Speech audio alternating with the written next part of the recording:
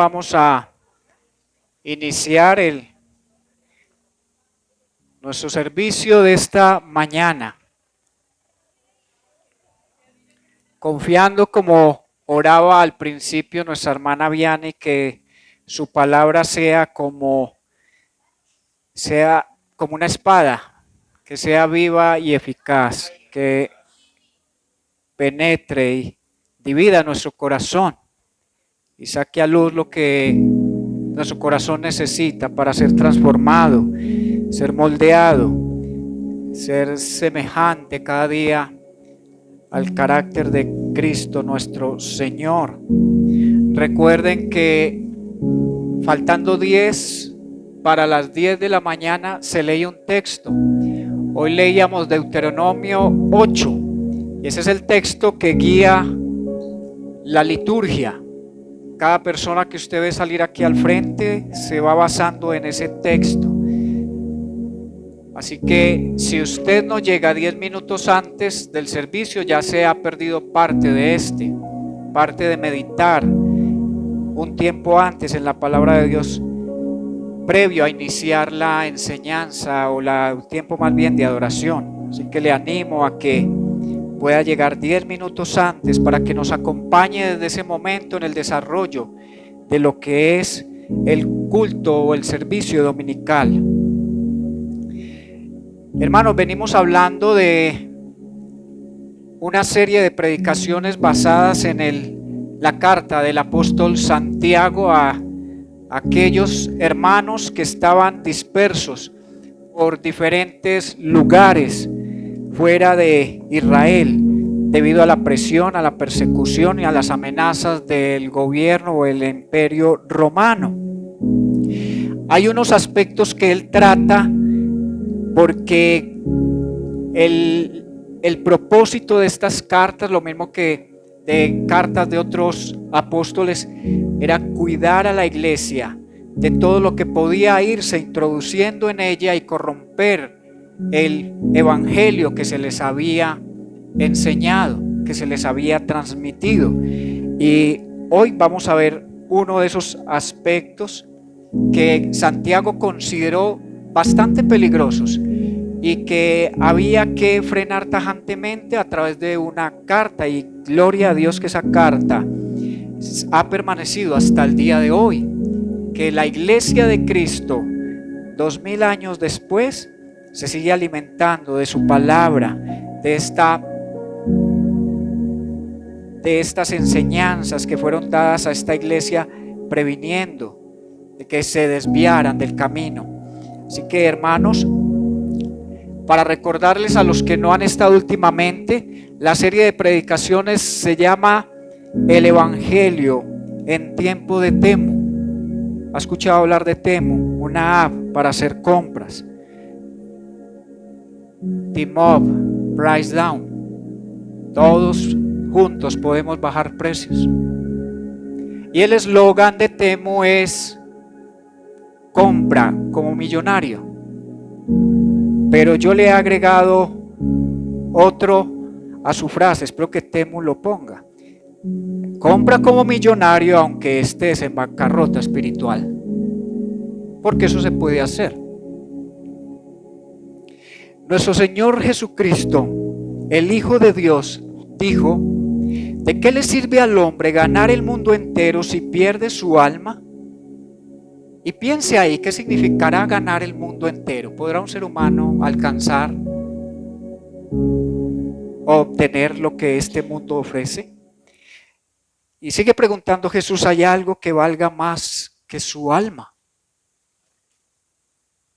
Y tal vez hemos visto a muchas personas ascender en diferentes esferas, como la deportiva, financiera, política, del cine, la música, redes sociales.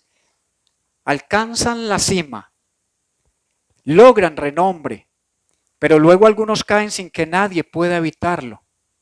La fama, el poder y las riquezas a veces suelen recordarnos que hay una enfermedad del alma y que la única medicina es el Evangelio de Jesucristo. ¿Estamos de acuerdo con eso?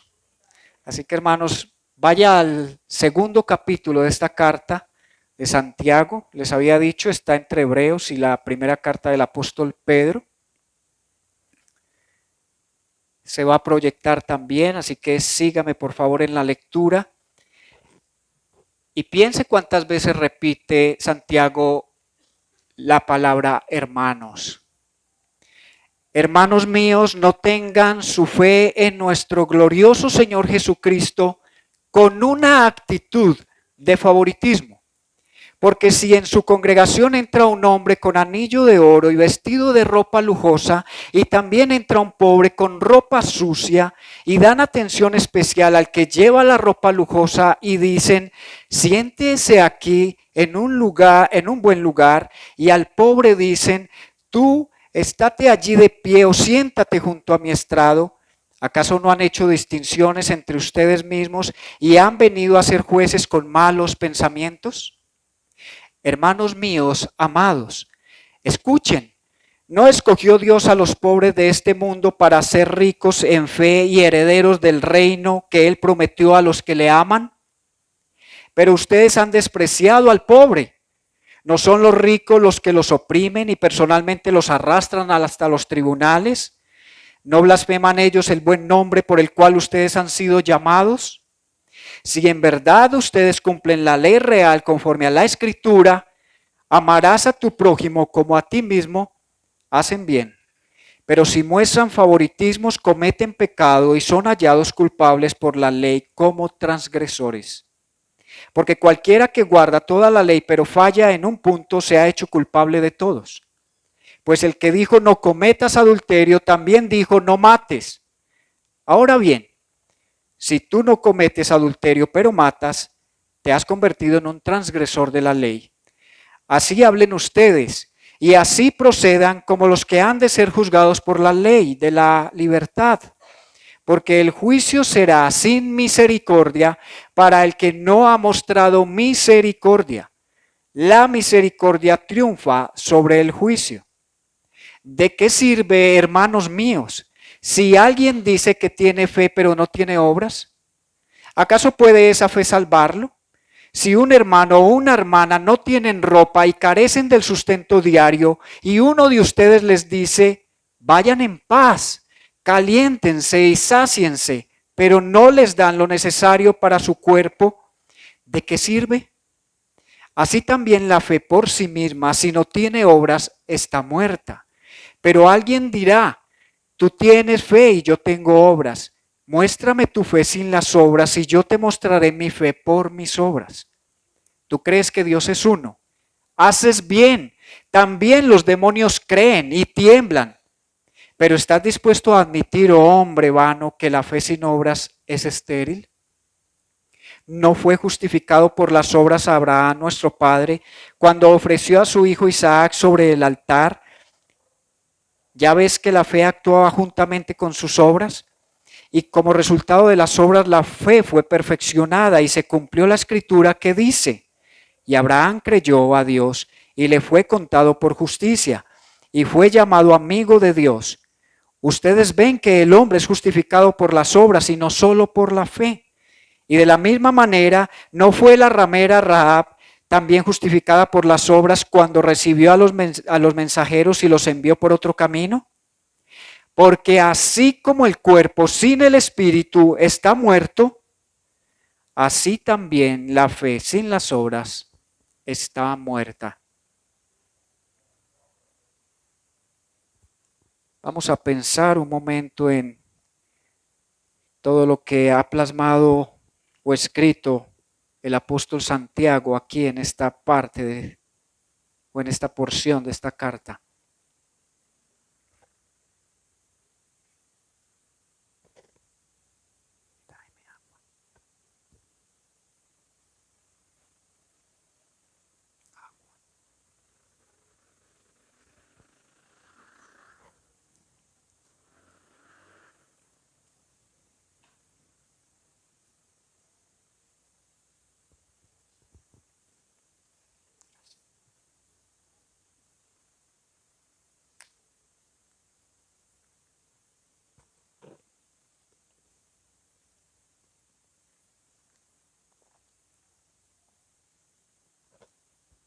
Dele ahí gracias a Dios por esta palabra que usted va a poder o que vamos a poder escuchar todos.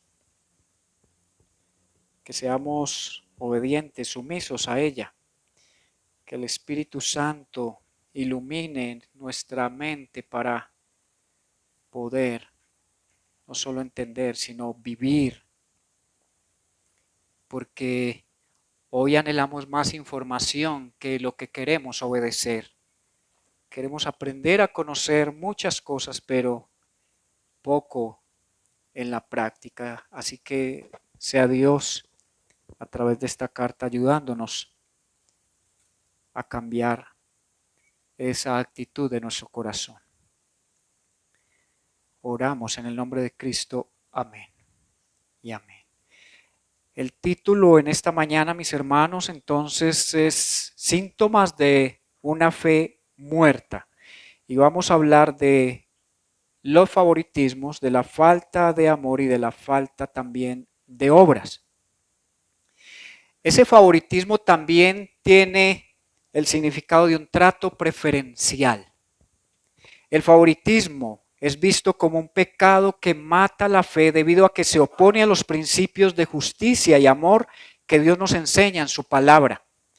Tener privilegios con una persona solamente por su posición social es condenado por las Escrituras, ya que refleja una distorsión de los valores cristianos. El dinero, como bien sabemos, hermanos, no es malo en sí mismo. ¿Qué es lo que dice Pablo en otra carta? El amor por el dinero, ¿verdad? Pero si se usa como medida de valor personal, ya sea consciente o inconscientemente, habremos caído presa de los principios de nuestra cultura. Que al que se le da mayor valor, al que más se le respeta, al que se le otorga privilegios, es al que tiene con qué pagarlos. Dios ha pensado en los pobres, dice Santiago, y aunque no veamos posesiones materiales en ellos, Dios les ha dado la riqueza de la fe. Piense en eso. Dios al pobre le ha dado la riqueza de la fe y lo ha hecho heredero ¿de qué? Dice ahí, en los primeros versículos. Le ha hecho heredero del reino.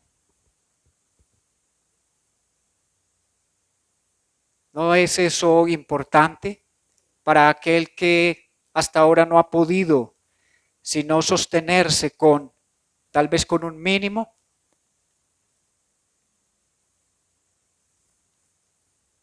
Pero aclara Santiago que esto es a quienes lo aman, es decir, a aquellos que han rendido su vida a Cristo.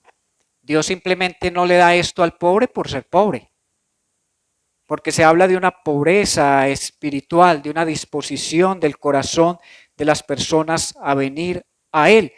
Y parece que hay una disposición más rápida a aquel que solo tiene a Dios, que solo es su sustento, que solo Él es su proveedor. El problema de la riqueza muchas veces es que aparta al hombre de Dios porque se convierte en un Dios para él. Y por eso dice en otras cartas que muchos se desviaron de la fe por el amor a las riquezas o a las cosas materiales de este mundo. Así que queda claro que ni el rico agrada a Dios por ser rico, ni el pobre agrada a Dios por ser pobre. Ambos pueden y deben agradar a Dios porque a ambos los creó Dios, según Proverbios 22:2. Santiago saca a la luz tres acciones de aquellos que recibían un trato VIP en la iglesia de aquel entonces. Gracias a Dios eso ahora no se ve, que los ricos en la iglesia reciban más privilegio que los que no tienen dinero. ¿Qué piensan ustedes? Ahora no pasa. Hay iglesias para solo personas adineradas. Hay iglesias para solo personas profesionales. Hay iglesias que solo pareciera ser que son para personas famosas del jet set. Actores, cantantes, modelos. Usted las encuentra de todo tipo. tendríamos que mirar nosotros qué tipo de iglesia somos nosotros. ¿Te podría responder?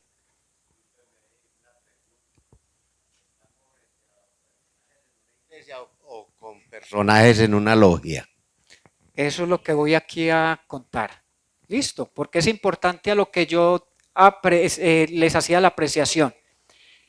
Lea cuántas veces dice hermanos.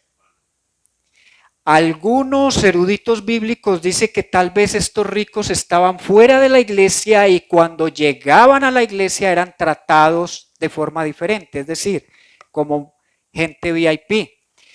Otros eruditos dicen, esos eran creyentes adinerados que ya habían creído en Cristo y estaban ahí. Es decir, que se está hablando, se está considerando a todos como hermanos. Entonces, es terrible una acusación de este tipo. Estos hermanos están actuando en contra de lo que enseñaba el Evangelio. Son creyentes que su forma de actuar deja mucho que pensar. Discriminar y juzgar con razones equivocadas y hacer juicios solo por apariencias es fatal. ¿Por qué? Porque la Biblia nos enseña que no nos dejemos llevar por lo externo, porque Él mira el corazón. Él va mucho más allá de lo que nosotros vemos. Entonces, por ahí, esta naturaleza caída, esta creación, se ha hecho a varios dichos y uno de ellos es las apariencias. No todo lo que brilla es oro. Puede pasar eso entonces en nuestras iglesias, de que pensemos que hay personas dentro de ella que merecen un mejor trato que otros, que deberían tener más privilegios que otros. Santiago dice no, porque todos delante de Dios somos iguales. A todos nos ha comprado a precio de sangre. A todos nos pide que cumplamos los mismos estándares de su palabra. Santiago también nos lleva directamente entonces al segundo punto, la falta de amor, o como podríamos considerar la frialdad de corazón. Y esto es lo que él abarca desde el verso 8 al 13, ya hemos abordado el verso 1 al 7. Es pecaminoso la falta de amor porque nos hace violar la ley que nos hace libres. ¿Cuál es la ley que nos hace libres? La ley de Cristo. Ya no estamos bajo la ley de Moisés, bajo la Torá, estamos bajo la ley de Cristo. Y Cristo nos recordó que la ley y los profetas se resumen en dos mandamientos y ahora los vamos a recordar. Así que un pecado muy común hoy es la indiferencia a las necesidades de otros. En dicho pecado se falla en cuanto al amar al prójimo. La enseñanza del buen samaritano apunta a la demostración a amar sin considerar los prejuicios que manejamos. Recuerdan que un escriba, un intérprete de la ley, se acerca a Jesús para ponerlo a prueba y le pregunta, Señor, ¿qué he de hacer? El religioso siempre pregunta qué tiene que hacer. Siempre pregunta, para él es el buen desempeño. ¿Y qué tengo que hacer? Para alcanzar la vida eterna. Jesús le dice, ¿y cómo lees? ¿Cómo entiendes? Él dice, amarás a Dios y amarás al prójimo. Ah, ok, haz esto y vivirás. Y pregunta, pero para justificarse a sí mismo, ¿y quién es mi prójimo? Y empieza a contar la historia de un hombre que iba camino de Jerusalén a Jericó y fue asaltado. Y pasa un sacerdote y sigue de largo, pasa un levita y sigue de largo, pero llega un hombre samaritano y lo recoge, le ayuda, lo lleva hasta un mesón y allí paga para que le sigan sustentando hasta que él pueda irse. Y Jesús pregunta, ¿quién de ellos crees que es el prójimo del que estaba herido? Y él ni siquiera quiso decir samaritano. ¿Por qué? Porque ellos habían determinado que los samaritanos eran aborrecibles, era gente inmunda, tanto que para ir hasta Galilea se atravesaban por otro lado, no pisaban tierra.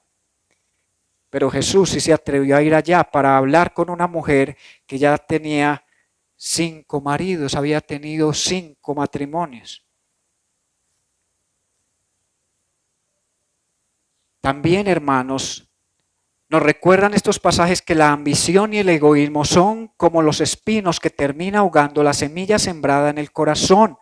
Mateo 13:22 dice, las preocupaciones de este mundo y el engaño de las riquezas ahogan la palabra, por lo que ésta no llega a dar fruto. Vuelvo y repito para que no nos vayamos por la tangente. No es la riqueza, sino el amor a ella. Bien, tenemos dos ejemplos en la Biblia. Hay un joven al que se le describe como el joven rico. Es interesante que a muchos ricos de la Biblia, ni siquiera la Biblia los menciona por su nombre. Simplemente a este lo llama el joven rico, un muchacho, y se acerca con otra pregunta. Esa pregunta como que se mantenía en el aire y dijeron tal vez este rabino, este maestro puede contestarla. Y se acerca a Jesús y le dice, maestro bueno. Él inmediatamente lo corrige, ¿por qué me llamas bueno? Si bueno solo es Dios. Y hace esa corrección. Luego él hace la pregunta, yo quisiera saber qué tengo que hacer para heredar la vida eterna. Otra vez entra el qué hay que hacer. Y él le dice, cumple los mandamientos y se los describe. Le describe varios, no se los describe todo, le describe varios, pero dice, todos los he cumplido desde mi juventud. ¿Qué más me falta? Solo una cosa. Imagínense, lo dejó ya así, solo una. ¿Cuál que la necesito? Yo necesito asegurar la vida eterna desde hoy. ¿Qué es? Dijo, ve y vende todo lo que tiene, repártelo a los pobres, ven y sígueme. Y dice que este joven miró a Jesús, dio media vuelta y se marchó. También el rico insensato, que sale de otra historia. El rico insensato, que cuando empieza a aumentar sus ingresos, él se preocupa y dice, ¿yo qué voy a hacer con todo esto? No, ya sé qué voy a hacer, voy a agrandar mis graneros, voy a ampliarlo para poder guardarlo todo y asegurar mis días hacia adelante y poder decirle a mi alma, alma mía, descansa, deleítate, disfruta de todo lo que tienes. Y después se aparece el Señor y le dice, oye insensato, tú no sabes que hoy vas a morir. ¿Y de quién será todo lo que has recogido? Él no estaba pensando en hacerle bien a nadie, ni ayudar a ningún necesitado. Él no tenía un cuaderno, una lista como a ver a quién puedo ayudar esta semana, a ver si llevo a la iglesia para la canasta del amor. No. Él estaba pensando en guardar lo suficiente para tener una vejez tranquila. Dios en su palabra nos exhorta a que cuando planees hacer un asado, mi versión dice así, cuando planees, programes hacer un asado, no invites a aquellos que te pueden luego devolver la invitación. Invita a aquellas personas que no tendrán cómo devolverte esa invitación. Estos y otros pecados, es decir, la ambición y el egoísmo, hacen que nuestra vida no tenga las obras que son resultado de nuestra salvación, ya que es claro que la salvación no es un premio por las cosas buenas que hagamos por otros. Si uno entrara al cielo, ¿por qué hace buenas obras? Porque da miles de millones a causas benéficas para que descubra la cura contra el SIDA, para que hagan bien descubriendo otro tipo de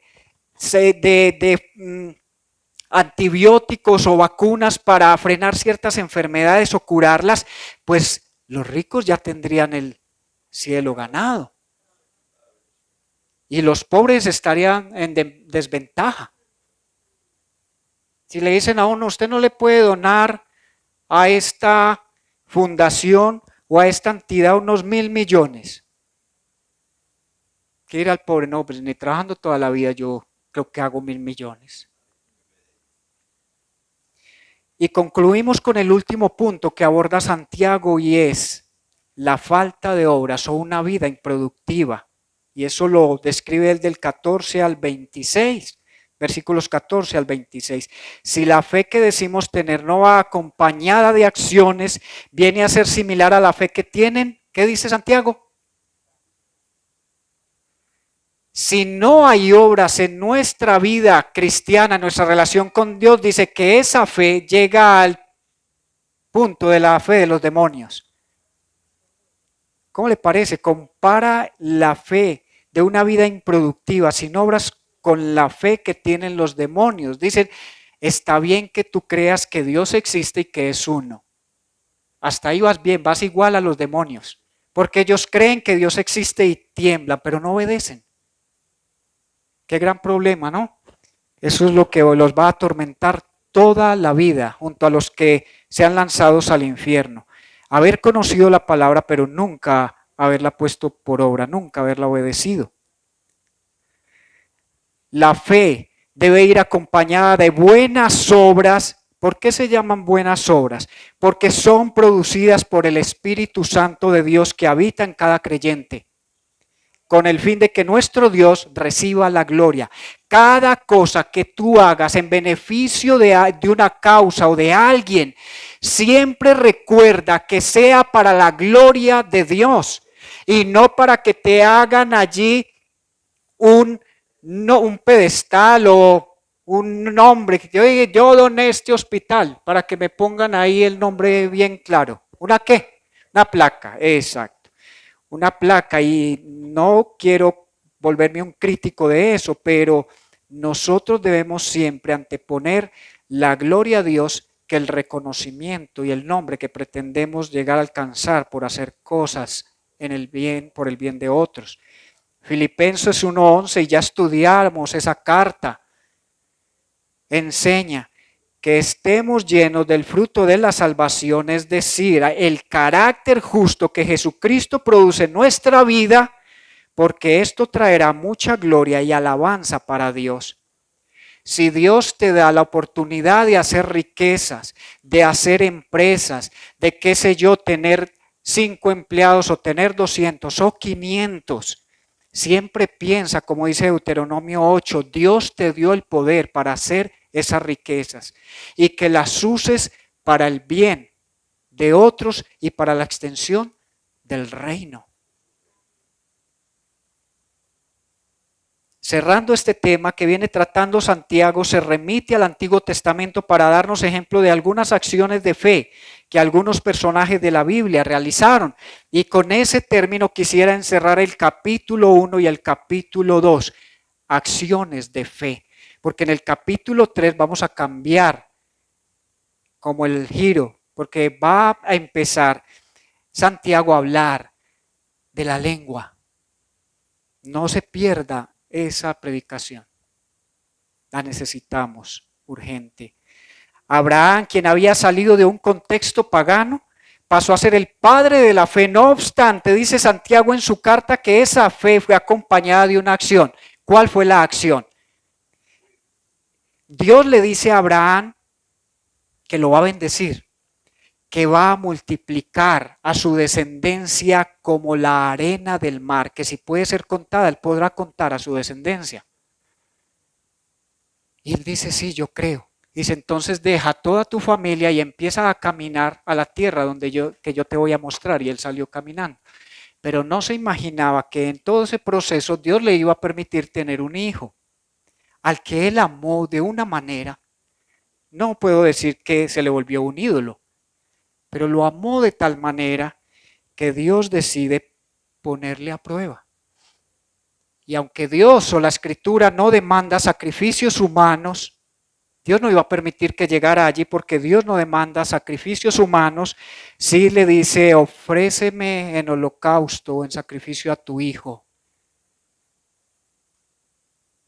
Y Abraham lo hizo, porque creía que el Dios que le había hecho la promesa tenía el poder aún para volver a levantar a su hijo de entre los muertos. Y eso es lo que describe Santiago. Él no solo tuvo fe, sino obras. Llevó esa fe a la acción. Porque si esa fe no va a la acción, es estéril, muerta. Rahab, una trabajadora sexual de la época, fue justificada por cuidar a los mensajeros que atacarían a Jericó, guiándolos por otro camino. Hubiera quedado a los ojos de toda esa comunidad como una traidora, pero ella prefirió agradar a Dios. Y no era israelita, pero seguramente había oído todo lo que Dios había hecho desde que había sacado a Israel de Egipto. Y dijo, si el Dios de los israelitas seguramente separó el mar en dos paredes de agua, ¿qué no podrá hacer con estas paredes de esta ciudad? Y por eso después, allí en Josué 6, escuchamos que Dios derribó los muros de Jericó. Pero antes de que el pueblo de Israel entrara a atacar, ya Rahab con toda su familia había salido de allí. ¿Cuál era la señal para que no le hiciera nada a esta familia? Un cordón de color grana. ¿Y qué será eso? Ya habían salido los israelitas de Israel y habían tenido que colocar con hisopo sangre del cordero que habían sacrificado para que el espíritu de muerte no llegara o el ángel de la muerte no llegara hasta ellos. ¿Qué es lo que necesitaremos nosotros para que la muerte eterna, la condenación y la ira de Dios no nos alcance? Creerle a Jesús. No me vaya a decir que cubrirse con la sangre de Cristo, no, es creer en el sacrificio, en la obra expiatoria de Cristo. Qué maravillosa es la palabra de Dios, ¿no? Una fe sin obras es como un cuerpo sin espíritu. Está muerto, dice el apóstol. El llamado entonces en su carta es a obrar con justicia. Debemos vencer la tendencia del corazón al trato preferencial que no agrada a Dios, entendiendo que estamos en bancarrota espiritual y dependemos absolutamente de Dios para nuestro cuidado, nuestra liberación, nuestra provisión y nuestro sustento. Cuando entendemos eso, a pesar de que Dios nos haya permitido recibir una herencia del abuelo, de una tía o no sé de quién, aun cuando pensemos que el futuro ya está asegurado porque hay una cuenta bancaria que lo respalda, debemos saber que somos necesitados continuamente de la gracia de Dios, ya que su amor por nosotros es por pura gracia. Otra manera de tener una fe viva es deslumbrarnos cada vez más por la gloria de Cristo que por la gloria de los hombres. A veces quedamos más impactados, más asombrados por hombres que por Dios mismo. A manera de aplicación vamos a hacernos esta pregunta. Piensa en cómo tu escala de valores afecta tu fe. ¿Tienes prejuicios hacia otros? ¿Sí? ¿No? ¿Cuáles? Tienes que descubrirlos. Porque puede ser que eso esté cada día matando tu fe y la haga estéril. Identifica barreras culturales, sociales que tengas en el corazón que te impiden tratar o relacionarte con otros que consideran no son de tu mismo nivel social, intelectual, ideológico o espiritual. Hay orgullo espiritual. Hay iglesias que compiten unas con otras. Hay unos que creen que ya alcanzaron el verdadero conocimiento y se creen más que otros, se comparan unas con otras. Pide a Dios amar al que no cabe dentro de tus estándares, que te libere de tu rechazo por ciertas personas, de tu falta del perdón al que Dios puede perdonar si se arrepiente de corazón. Ora para que te libere de la xenofobia, que te libere de la homofobia, que te libere de la aporofobia, de la plutofobia, de la teofobia, del antisemitismo. Ya dije la tatofobia. ¿Sabe qué es tatofobia? Ah, bueno, está bien, vamos a aprender hoy algo entonces. Ya sabemos que la xenofobia es rechazo al extranjero, homofobia es rechazo al homosexual, la aporofobia es rechazo a los pobres, la plutofobia es rechazo a los ricos y la tatofobia es rechazo a personas que tienen tatuajes. Tatofobia. La teofobia es rechazo a la religión y el antisemitismo es rechazo a los judíos, que se está viviendo hoy con mayor intensidad. ¿Por qué no terminamos, mis hermanos, leyendo Apocalipsis 7? Y al leer Apocalipsis 7, pensemos, ¿a quiénes nos vamos a encontrar en el cielo adorando al Cordero? Ahora cantábamos la segunda canción que nos lo recordaba. Apocalipsis 7, versículos 9 y 10.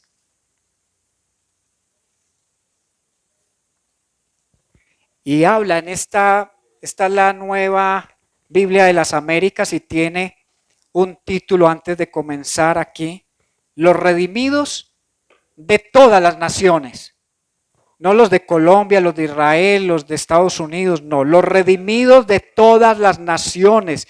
Después de esto miré y vi una gran multitud que nadie podía contar, de todas las naciones, tribus, pueblos y lenguas, de pie delante del trono y delante del Cordero, vestidos con vestiduras blancas y con palmas en las manos, clamaban a gran voz: la salvación pertenece a nuestro Dios, que está sentado en el trono y al Cordero. Allí había gente de todas las naciones, tribus, pueblos y lenguas. Tal vez los que menos nos imaginemos estarán allí. Hay otra historia, para no dejarla suelta de todo este. Recuerda a Lázaro, el que sufría lepra y que se hacía a la puerta de un hombre que tenía con qué suplir sus necesidades. Él no pedía que le diera para que se curara tal vez de su enfermedad, sino que él pudiera siquiera recoger lo que en los banquetes de este hombre se caían al suelo.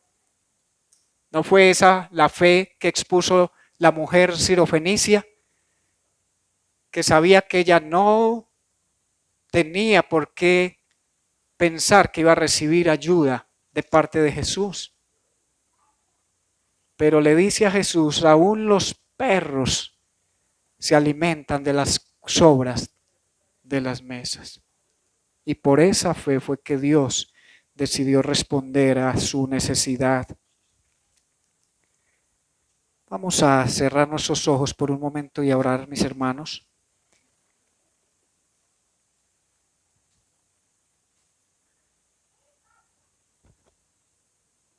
Hoy oro, Señor, por aquellos que no han rendido su voluntad a ti, no solo aquí presentes, sino en nuestras familias, en los lugares donde vivimos, en nuestros sitios de trabajo, aquellos que aún asisten al colegio, a la universidad. Hay muchos a nuestro alrededor que desconocen cuál será su futuro eterno y viven vidas desentendidas de esa realidad, del peligro en el que se encuentran hoy mismo sus almas. Hoy pedimos que puedan hallar en ti eso que andan buscando para llenar sus vidas, esperando que eso traiga alegría o les dé sentido. Que sepan que en ti, solo en ti hay plenitud de gozo y delicias a tu diestra para siempre, Señor. Que ellos puedan mirar a la cruz y reconocer allí el plan perfecto de Dios que puede transformar sus vidas. Que aquel que fue humillado, despreciado, asesinado, pero que después resucitó, es el único que puede cambiar la historia de nuestras almas. Porque o estaremos con Él o apartados de Él por siempre. porque Él es el camino, la verdad y la vida, y nadie irá al Padre si no es a través de Él. Y a los que, Señor, hemos creído en ti, pido, Padre Celestial, que nos ayudes a tener una fe viva para que obtengamos esa herencia incorruptible, incontaminada e imperecedera que está reservada en los cielos para nosotros, para alcanzar la salvación que está lista para manifestarse cuando llegue el momento o el día final. Señor, que seas tú nuestro mayor tesoro, que si hemos de alcanzar algo precioso, valioso, que seas tú, que lo demás lo consideremos añadiduras. No fui creado para llenar y llenar mi vida y mi corazón de cosas, porque cuando llenamos nuestra vida de tantas cosas ya no hay lugar para Cristo. Pero cuando nos vaciamos, es decir, cuando nos entregamos, nos rendimos, ahí queda un vacío del tamaño de Dios, un espacio que Dios solo puede llenar. Por eso es que oramos al Señor, que sea santificado su nombre, que se haga su voluntad, que venga a nosotros su reino. Y también clamamos para que Él nos dé el pan diario, para que perdone nuestros pecados y para que nos proteja de todo mal, porque tuyo, Señor, es el reino, el poder y la gloria por los siglos de los siglos. Amén y amén.